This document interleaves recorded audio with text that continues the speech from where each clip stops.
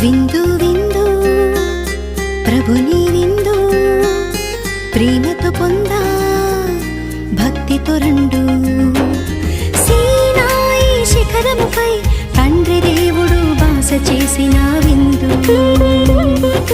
Calvary కొండపై పుత్ర దేవుడు బలిగా ఇచ్చిన విందు